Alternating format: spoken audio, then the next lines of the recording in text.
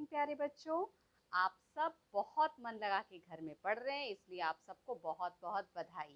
क्योंकि जो भी मैं काम देती हूँ आप सब उस काम को पूरे समय से करके भेजते हैं। तो चलिए बच्चों, आज एक नई चीज सीखते हैं जो है ओ की मात्रा। कल मैंने कुछ शब्द भेजे थे ना आपको, जिसमें ओ की मात्रा लगी थी। आपने पहचान लिया है कि ओ की मात्रा का चिन्ह कैसे होता है, और मात्रा लगने के बाद हम उस अक्षर का जिसपे ये लगी है उसको किस तरह से पढ़ते हैं, उसका उच्चारण कैसे करते हैं। तो चलिए एक बार जल्दी से रिवाइज कर लें। जैसे हमारे पास है क, ठीक, और क पे हमको लगानी है ओ की मात्रा, तो हम पीछे एक लाइन खींचते हैं और इसके साथ इस तरह से एक चिन्ह बना देते हैं। ये हमारी हो गई क पे ओ की मात्रा, जिसको हम पढ़ेंगे को। तो ख पे लगी तो उच्चारण हो जाएगा खो। ग पे लगी ओ की मात्रा तो पढ़ेंगे गो। इसी तरह से स है, स पे ओ की मात्रा लग गई तो हम उसको पढ़ेंगे सो। सो मत जाइएगा भाई, जगे रहिए, क्योंकि अभी बहुत कुछ सीखना है। तो चलिए एक और अक्षर लेते हैं, वो है ट, और इस ट पे भी हम ओ की मात्रा लगाएंगे, मतलब एक लाइन लगाएंगे और उसके ऊपर एक इस तरह से चिन्ह। तो ये हमारी हो गई ट पे ओ की मात्रा टो।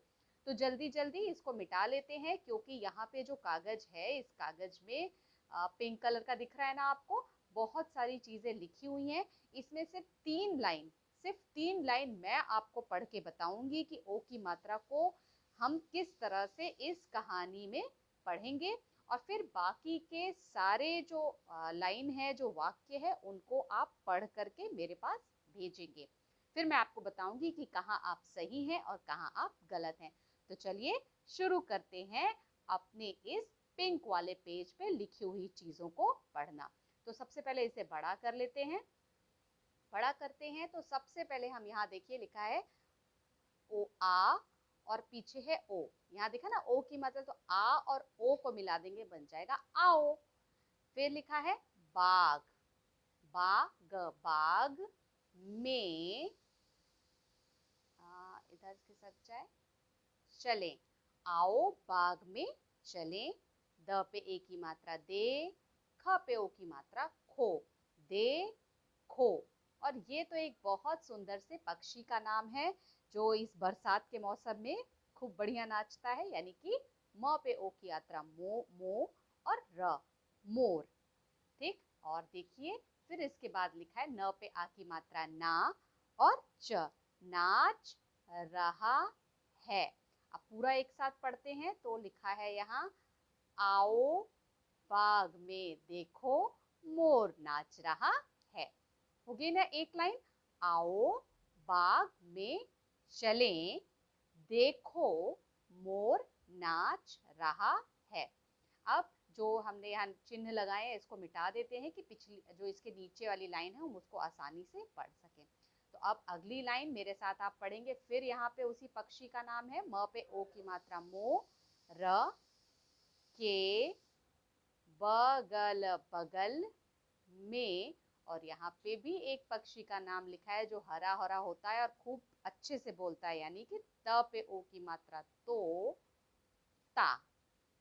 और क पे ओ की मात्रा को, य, ल, कोयल है।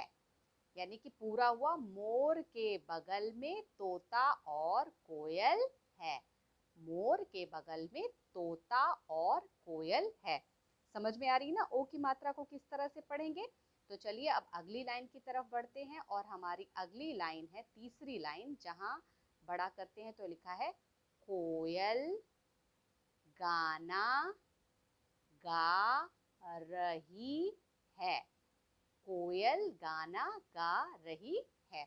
तो इस तरह से बच्चों मैंने 3 लाइन आपको पढ़ के दिखाई हैं, और अब आप जो ये नीचे की 4 लाइनें लिखी हुई हैं, यहाँ से लेके यहाँ तक पूरा, इसको आप अपने से पढ़ने की प्रयास करिए कि ये क्या लिखा है। अगर कोई दिक्कत आएगी तो कल मैं आपको पढ़ के बताऊंगी कि ये किस तरह से पढ़ा जाएगा। और पहले आप सब एक बार प्रयास करिए। एक काम आपको और करना है कि इस पूरे लिखने में जहां जहां ओ की मात्रा लिखी है, मैंने बताया ना कि किस तरह से आप इसी पेज पे चिन्ह लगा करके मुझको भेज सकते हैं, और आपने भेजा भी है। आप जहां जहां ओ की मात्रा है वहां वहां गोला लगाएंगे, और तो आप मेरे को फिर उसके बाद भेजिएगा। जैसे कि यहाँ पे सबसे पहले है ओ, फिर इसके बाद आगे बढ़ते हैं तो यहाँ पे लिखा है ओ की मात्रा, फिर मोर में ओ की मात्रा, फिर आगे बढ़ेंगे। इस तरह से आप पूरे इस पन्ने में कई जगह ओ की मात्रा लिखी हुई है। इन सारी ओ की मात्रा को आप सब चिन्ह लगा करके मेरे पास भेजिए कि आप समझ पाए कि नहीं समझ पाए ओ की मात्रा कैसी होती है। तो मैं उम्मीद करती हूँ कि आप बाकी बचा हुआ पोर्शन आसानी से पढ़ लेंगे। तो फिर कल मिलते हैं अपनी ऑनलाइन क्लासेस में। तब तक के लिए धन्यवाद।